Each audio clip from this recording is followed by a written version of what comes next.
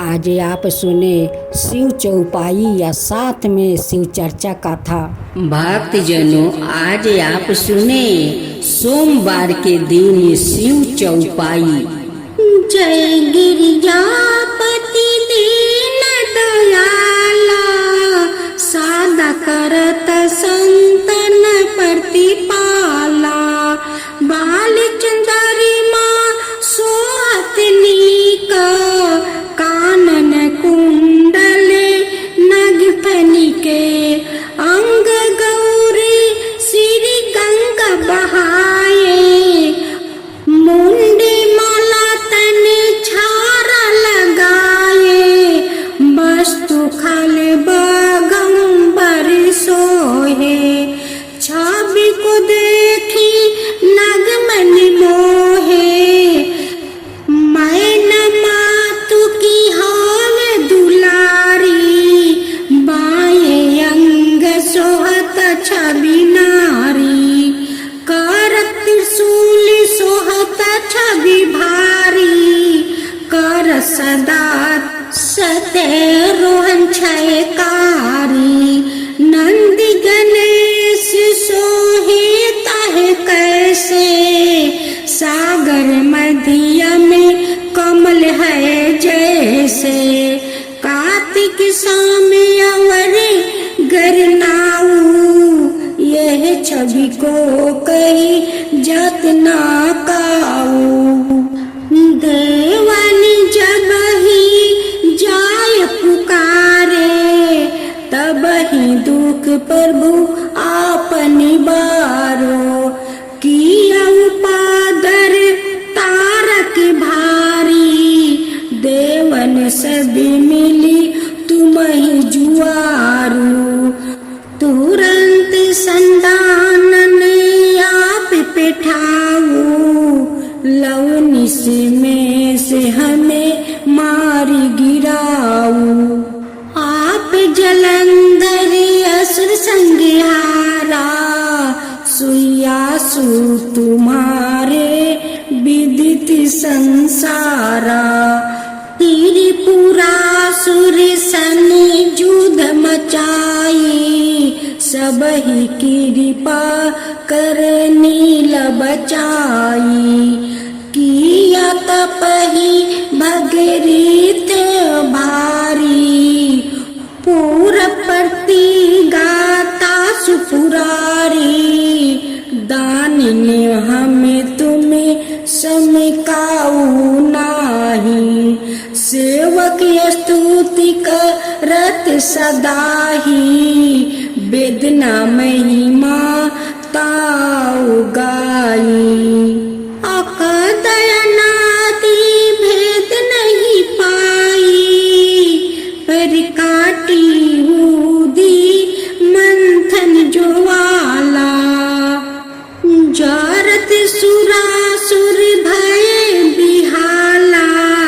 कि नहीं दाया ताहे करी सहाई, नीलकंठी तबे नाम कहाई।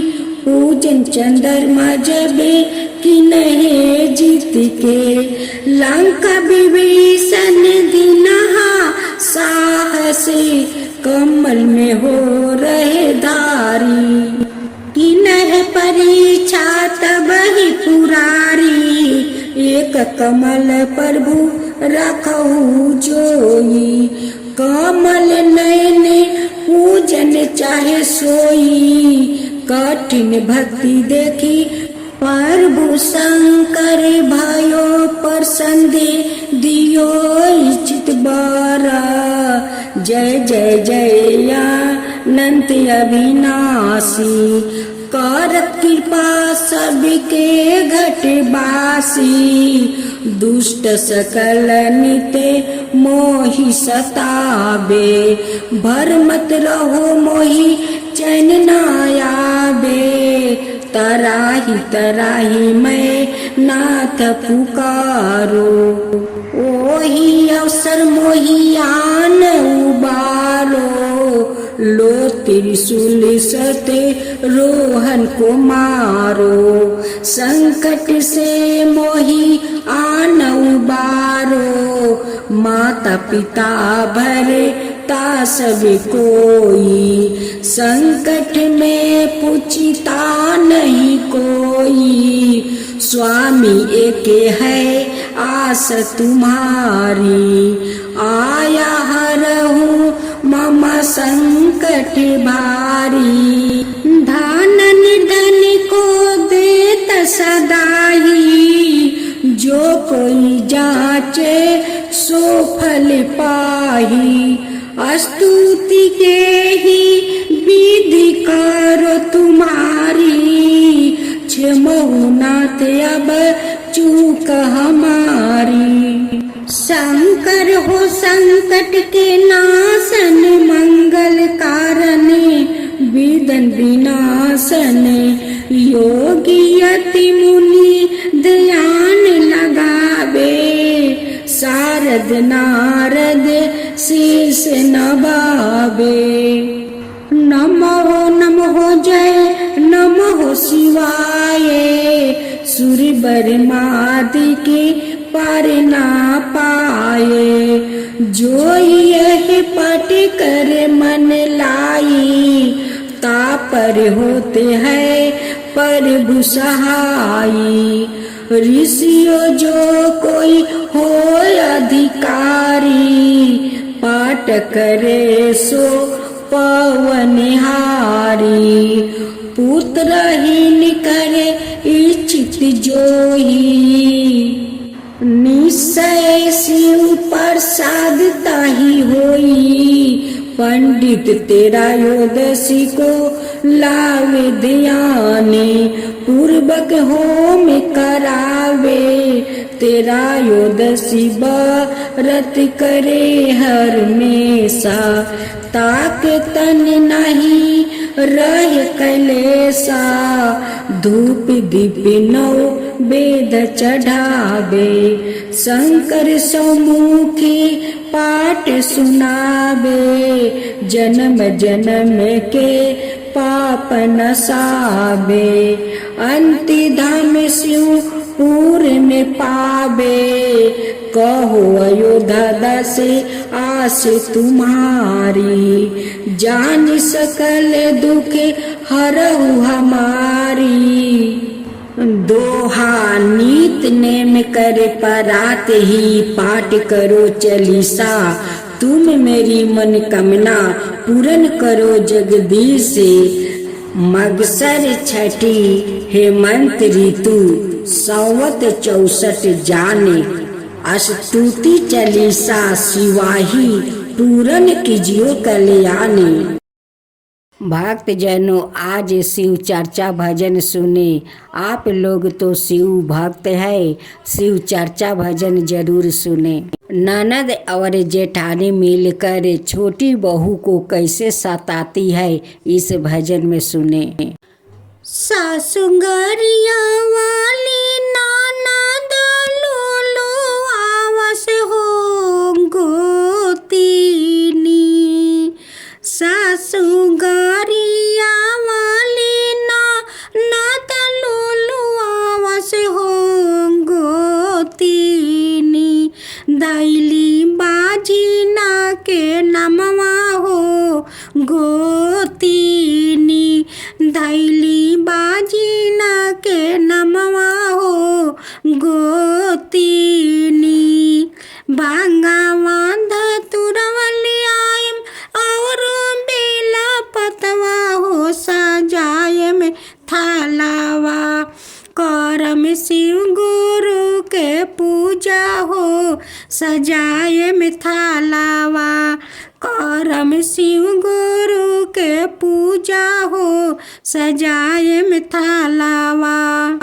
मांगम बरदनवा हो पाँव धरी के, शिव गुरु भर दी अचरवा हो उनके खातिर। हमारा खानी चारचवा हो उनके खातिर। हमारा खानी चारचवा हो उनके खातिर। सासू गरिया वाली ननद लुलुआवस हो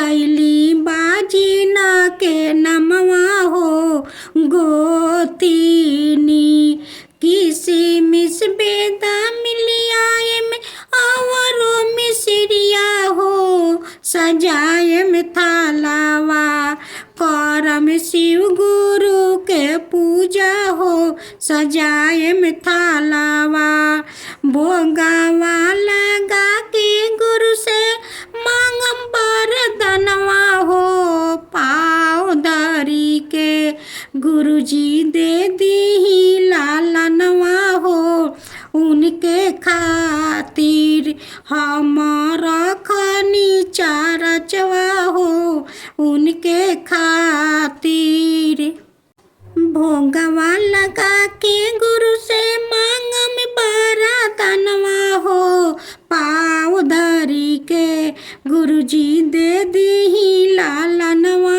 हो उनके खातिर हमारा कनी चारचवा हो उनके खातिर सासू गरिया वाली ना दलुलवावस हो गोतीनी दैली बाजी ना के नमवा हो गोतीनी। दूसरा भजन सुने। सखी है रतिया के देखानी सपनवा में सखी है रतिया के देखानी सपनवा में शिव गुरु आयल बानी हमारे आंगनवा में शिव गुरु आयल बानी हमारे आंगनवा में उनकर गलवा में लपटल रहे सापावा है उनकर गलवा में लपटल रहे सापावा है सखी है चारा चाकाराय में हमें आंगनवा में सखी है चर्चा कराय में हमें आंगनवा में गैया के गोबारा से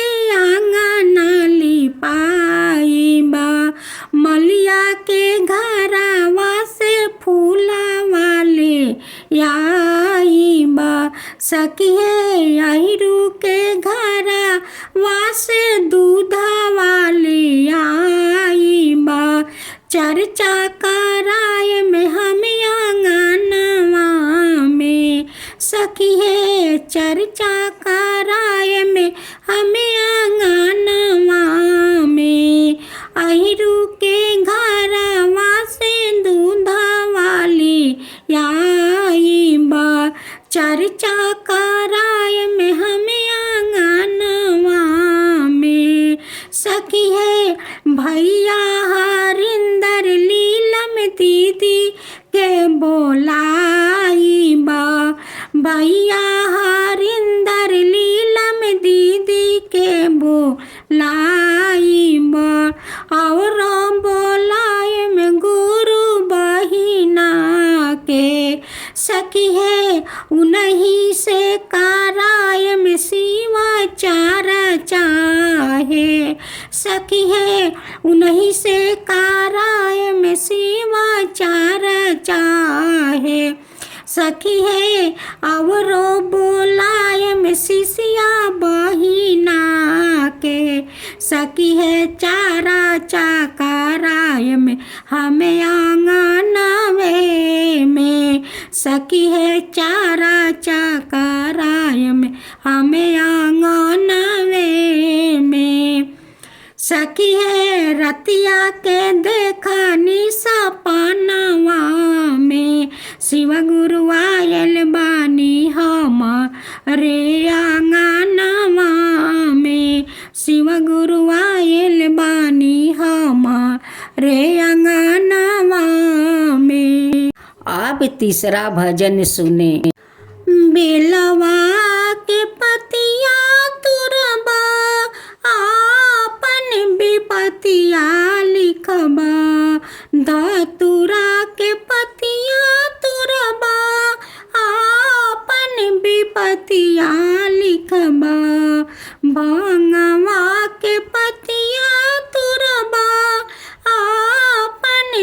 पतिया लिखबा किया हो शिव गुरु लिखी लिखी गुरु परचा राई बहो राम किया हो शिव गुरु लिखी लिखी गुरु परचा राई बहो राम नैहरा में पापा नहीं खने ससुरा में ससुर नहीं खने नैहरा में पापा नहीं खने ससुरा में ससुर नहीं खने किया हो शिव गुरु के कर चारनिया गोरवा लागब हो राम किया हो शिव गुरु के कर चारनिया गोरवा लागब हो राम नैहरा में माई नहीं की ससुरा में ससुर नहीं खने किया हो शिव गुरु के कर पाजरवा हम बैठब हो राम किया हो शिव गुरु के कर पाजरवा हम बैठब हो राम के कर आशीर्वादवा हम ले हब हो राम नैहरा में भैया नहीं खने ससुरा में देवर नहीं खने किया हो शिव गुरु के कारा बटवा हम जो अब हो राम शिव गुरु के पापा मनबा शिव गुरु के ससुर मनबा किया हो शिव गुरु तोहरे चरनिया गोरवा लागब हो राम गौरी माँ के सासू मनबा लीलम दीदी के अम्मा मनबा उनके पाजरवा हम बैठब हो राम उनके आशीर्वादवा हम ले हम हो राम हरिंदर जी के भैया मनबा गुरु भैया के देवर मनबा उनके ही बटवा हम जो हम हो राम उनके ही बटवा हम जो हम हो राम पहिला में दाया मंगबा दूसरे में चर्चा करबा पहिला में दाया मंगबा दूसरे में चर्चा करबा तीसरे में कार में हमें परे नामनु हो राम तीसरे में कार